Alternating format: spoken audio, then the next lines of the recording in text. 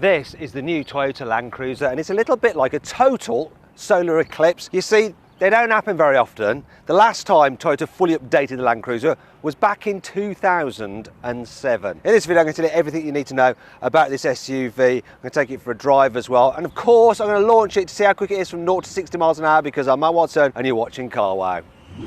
Buy, sell, Car Wow. Even though this is a new Land Cruiser, it's very recognisable as a Land Cruiser. And this being the GI has the GR Sport badging, so it's not a full-on GR product, it's like BMW's M-Lite, like an M340i is to an M3. Anyhow, the GR gets some sportier rear bumpers like this with this chromey effect down here. As you move around the side, you also get unique alloy wheels on the GR Sport. These are 18s and they're in black. Now, wheel sizes actually go up to 20 inches. The GR Sport also has this like sticker stripe down the side, contrasting black bits up here.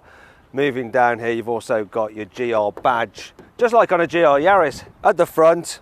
Yeah, it's all very Land Cruiser-y again. Huge grille, which is slightly different on the GR, and you've got the GR badging, plus slightly different design for the lower part of the bumper as well compared to the standard Land Cruiser. So the standard car starts from £52,000, and this GR Sport, top of the range model, it's £90,000. Though it's a bit irrelevant because you can't buy them in the UK. Anyhow, if you want something similar money to this in the UK, I recommend a Range Rover Sport. And if you want to find out the offers on those through Car Wow, in fact any car for that matter, click on the pop-out banner up there or follow the link in the description below. Alternatively, you can go to Car Wow at a later date just by simply Googling "Help Me Car Wow." My team and I will help you choose the right car for you and get it for a fair price from one of our trusted dealers. This new Land Cruiser is way more modern here on the inside compared to its predecessor, but you've still got some big chunky buttons to actually operate the infotainment system. You've got big chunky buttons again for the climate control, which is handy, means that you can actually operate them if you're wearing gloves, because these are supposed to be vehicles used throughout the world in all conditions. In terms of the design, it's fairly interesting in a Toyota sort of way, and by that I mean it doesn't look as cool as a Land Rover Defender's interior, and if you click on the pop-out banner up there you can see my full in-depth video review of that car. But you know, you've got leatherette here on the dash of this particular GR version. We've got this interesting trim here, I don't know what it is, but it's fine. We've got squidgy materials on the dash once again with leatherette down here, and of course being a Toyota, my god, it all feels super solid, look at that. And this being the GR version, we have GR here on the seat, so a bit sporty, and you've got a GR Sport steering wheel. You've got the GR logo on the start-stop button as well. It's all quite nice, I think, and look, there's plenty of adjustment in these electric seats. Oh, it's beeping, it's beeping, it's beeping. It's a Toyota, so it just beeps a lot. And there's a decent amount of adjustment in the steering wheel, which is electric. Come to me, electric steering wheel. Yeah, so that does give it an air of premium. And we're going to be trying to keep this vehicle in premium condition because it's been lent to us by Alpha Tame Toyota in Dubai. Hence why we still have the wrappers here on the infotainment screen, but it does still let you operate it, look. And to be fair, the infotainment system is just like another Toyota, so it's very average. Still, you've got Apple CarPlay and Android Auto. You've also got a digital screen here between the analog dials. How old-fashioned is that? So what's not old-fashioned? Look, you've got USB-C port there. There is an old-fashioned USB normal port there as well. We've got JBL stereo on this particular car with, look, space for a CD. Really? CD? Under here is your glove box, which seems to be filled with all the manuals. There are a lot of manuals in this car and they take up all the space. So maybe you want to throw those away when you buy the car. Door bins.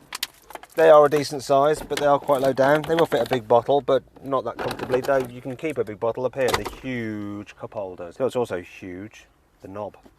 Look, it's huge, the gear lever, the gear knob. That's what we call it in the UK. And look, you've got some buttons here for your high-range four-wheel drive mode or your low-range mode. And there's your drive select modes there as well. I've actually been trying to start the car by pressing this quite a few times. Yeah, I suppose after a while you get the muscle memory to actually start it up there, but that just calls to me. Here in the back, there's loads of headroom. Knee room's good as well. This car is fitted with the rear infotainment system, so you've got these huge screens, which once again are covered in protective plastic. You can recline the seats quite a way, look at that, very comfortable. However, you can't slide the bench forwards and backwards like you can in an Audi Q7. If you want to see my full in-depth video review of that car, click on the pop-out banner up there or follow the link in the description below. However, what is good about the Land Cruiser is that because it's so wide, carrying through in the back isn't a problem at all because there's so much shoulder room. One minor issue is that there's this big hump in the floor that the middle passenger has to put their feet on, and then they don't have much under thigh support, which is a bit of a shame. Not going to complain about this though. The armrest has its cup holders hidden until you use them. Speaking of which, door bins are big enough for large bottles. You have some big posh airplane style folders on the seat backs. You've also got dual zone climate control here in the middle row, so both passengers can set their temperature. There's two USB-C ports here, 12 volt and HDMI input obviously for those two screens. Oh, we've also got heated and ventilated seats back here. Yeah, very premium. However, if you're carrying babies, look, you have ISOFIX center points here which are easy to get to. So it should be easy to mount a child seat here in the back. And I think you could fit two child seats here and still fit someone in this middle seat. Perfect. Actually, if you need to carry more people, then there's always the third row. Now, I'm going to jump into the rear, so I just pull this lever here, that'll flop down. These go forward. And then, if I clamber in, oh, here we go. Let's pull this into position and have it like someone would sit there. Knee room, absolutely fine. Headroom, a little bit on the tight side. These seats also are very low to the floor, so there's no under thigh support, but there's a decent distance from the other seat next to you, and they are quite wide, so it's not too bad. I've got a button here which seems to alter the actual backrest. Moves it forwards and backwards slightly. A bit more upright, a bit more reclined. That's obviously so you can just increase the boot size. What else we've got back here? We've got USBs, and there's ventilation here as well, which you're going to kind of need. Oh, windows are decent size. It's okay here in the back. I don't mind it. So this new Land Cruiser is good for carrying people. What's it like for carrying their stuff? The boot capacity of the Land Cruiser is 175 litres with all 7 seats in place, which is about half that of a BMW X7 with its 7 seats in place. Now, if you want to see my full in-depth video review of that car, click on the pop-out banner up there for the link in the description below. However, when you fold this third row down in the Land Cruiser, the boot capacity is then about 40% bigger than a BMW X7. You've got 1,000 litres of space. Look, it's massive. Go on, fold down. It's not the quickest. We'll just bear with it for a moment. Look at this huge space. No load lip either to lift stuff over. Absolutely massive. But if you need more room, then you can fold down those seats. But I'm going to have to go around to do it. Here we go. Come on. Come on. Then I'm going to go around the other side as well. Now it's like a van, right? Look. Total hugeness. One slight problem though is there's a bit of a dip in the floor there, and yeah, that's a bit annoying. In fact, that brings me on to 5 annoying things about the Land Cruiser. You can't get a full-length sunroof like on many other SUVs. It's quite small in size. Oh, and the blind is manual. Compared to SUVs from the Germans, the reversing camera on this Toyota is pretty low definition. For some reason, there's a huge gap between these two seats. Look at this. I'm sure they could have fitted them a bit closer together. You can't open the fuel cover, even if the car's unlocked, like you can on most other cars. You have to go inside and release it from here. Right, there we go, look. Yeah. Why did Toyota do that? Unlike with other Toyotas, even including the entry-level Yaris, the Land Cruiser doesn't get adaptive cruise as standard. Why not? It still beeps like all of the Toyotas as standard though. It's not all negative though. Here's 5 good things about this car. There's grab handles for each door to assist you when you're clambering in and out. Oh, that was easy. You can start the Land Cruiser's engine remotely so that you can preheat it or pre-cool it ready for when you want to go drive. This Land Cruiser is a proper hardcore off-roader. It's got a ladder frame chassis, a rigid rear axle. There's a low range mode to the gearbox. You've also got lockable differentials. This thing can go anywhere and it will be reliable as well because it's a Toyota.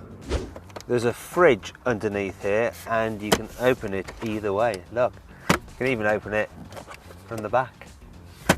The Land Cruiser has something called turn assist. When you're making low speed tight turns, the car will automatically brake the inside rear wheel to help you rotate.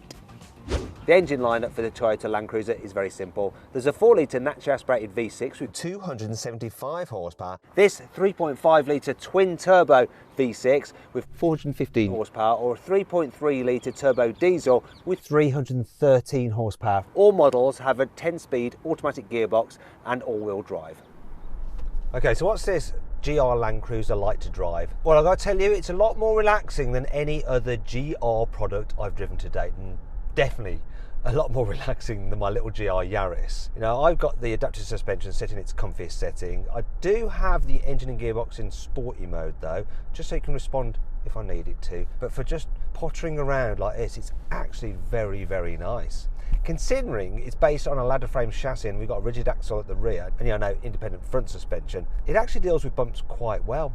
Part of the reason for that could be the anti-roll bars, which can decouple when you're just going straight so that the wheels can travel a bit more freely. That's also good when you're going off-road as well. Though when you go around a corner, they will stiffen up to hold the car nice and flat. I say car, I mean SUV. And it's a proper SUV. No, this is a genuine off-roader. Yeah, to just drive around, it's fairly easy.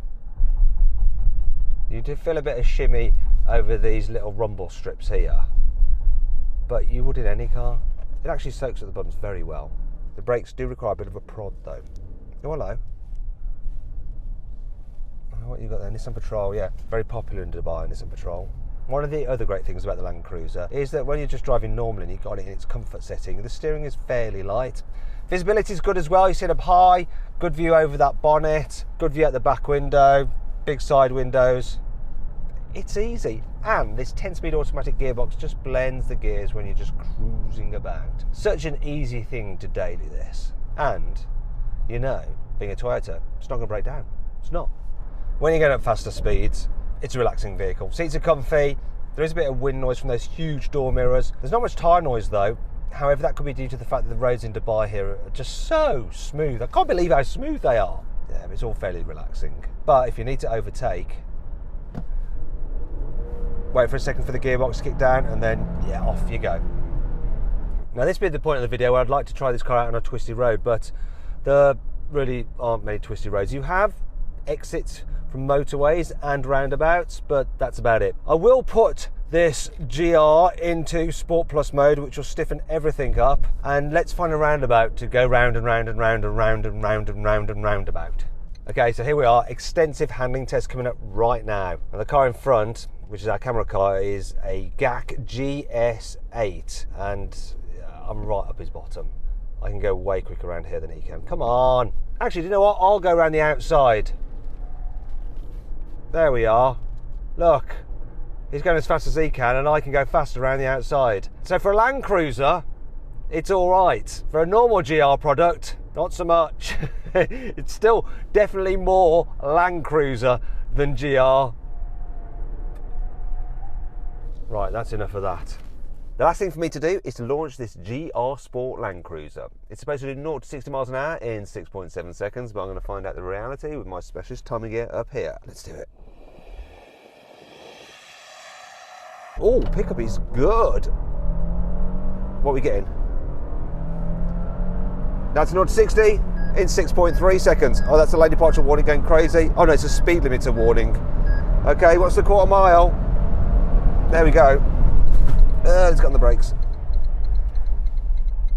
14.72 seconds for the quarter mile, which is pretty good for a big, capable off-roader.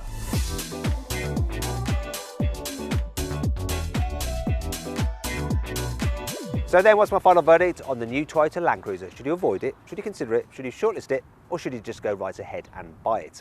Well, if it's on sale in your country, then I reckon you should shortlist it. It might not be the most luxurious feeling SUV, but it's brilliant off-road. And if you ask the guys here in Dubai which they'd rather take out into the desert, this Toyota or something from Land Rover, they'll be taking this. Anyway, I hope you enjoyed the video. If you did, give it a like. Let me know what you think of the new Toyota Land Cruiser in the comments below. Click on those windows there for some more videos, and on that box there to go to CarWow to sell your car. All you have to do is upload some photos, give a brief description, then dealers from across the country will bid on your car. It's easy. Thanks for watching.